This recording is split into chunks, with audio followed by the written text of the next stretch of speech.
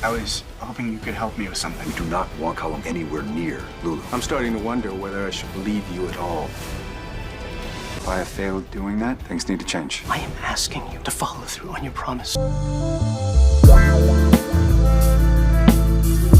The atmosphere in Port Charles is thick with impending disaster as the calendar turns to Friday, March 20th, 2026. Long simmering resentments and high-stakes criminal plots are finally colliding.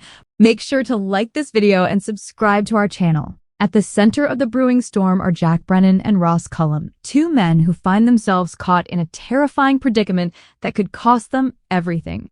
As their confrontation escalates, the ripples of their conflict extend far beyond the walls of the WSB office, touching the lives of everyone from the elite Quartermaine clan to the youngest members of the Falconeri family. Down at the PCPD, the air is heavy with apprehension. Nathan West is clearly on edge, and he doesn't hesitate to pull Dante Falconeri aside to voice his mounting fears.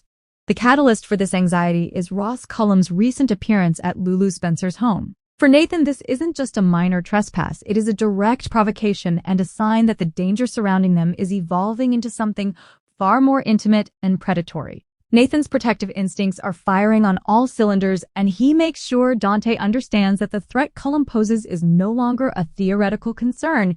It is a clear and present danger to the woman they both care about. While the police grapple with external threats, the Quartermaine mansion is hosting a different kind of war. The walls of the iconic estate are practically vibrating with tension as Olivia Quartermaine calls for a mandatory family meeting. Michael Corinthos finds himself in the hot seat, forced to address the fallout of his recent behavior. The primary source of the friction is a scandalous encounter at the gatehouse between Michael and Jacinda Bracken, an intimacy that Olivia unfortunately witnessed firsthand. Naturally, the legendary Tracy Quartermaine isn't about to stay silent. With her trademark acerbic wit, Tracy is expected to weigh in on the drama, likely questioning Michael's judgment and the reputation of the family. However, Michael isn't the same compliant young man he once was. Instead of backing down, he comes to the table with a set of ironclad demands. He is tired of the constant surveillance and the lack of boundaries inherent in the Quartermaine lifestyle. Michael insists on respect for his privacy and, more importantly, respect for Jacinda. The standoff becomes so heated that Michael even floats the possibility of moving out entirely.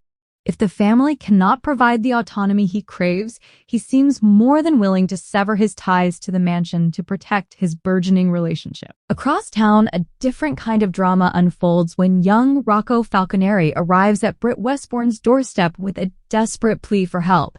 The timing couldn't be worse for Britt. She is currently in the middle of a frantic ride-or-die scenario, preparing to disappear from Port Charles alongside Jason Morgan. Despite the ticking clock and the immense pressure of her impending flight, Britt's maternal side may win out. Watching her struggle to balance her affection for Rocco with her need to escape creates a poignant moment of vulnerability for the usually steely doctor. The physical danger reaches its peak outside the WSB office window. Jason Morgan is positioned like a ghost in the shadows, his steady hand aiming a high-powered weapon at the glass. His primary target is Cullum, but the volatility of the situation makes the outcome uncertain. Inside, the argument between Cullum and Brennan reaches a fever pitch, oblivious to the crosshairs centered on them. When Jason finally takes his shot, the result could be catastrophic. There is a very real possibility that Brennan will be the one caught in the line of fire, or that a missed shot will trigger a wave of absolute mayhem. The sound of the gunshot sends Britt into a panic, potentially sabotaging her plans to flee with Jason before they can even clear the city limits. Meanwhile, legal minds and medical professionals are dealing with their own crises. Alexis Davis is on a relentless quest for the truth, likely cornering Diane Miller to discuss the legalities of Jason's choice for Danny Morgan's guardian.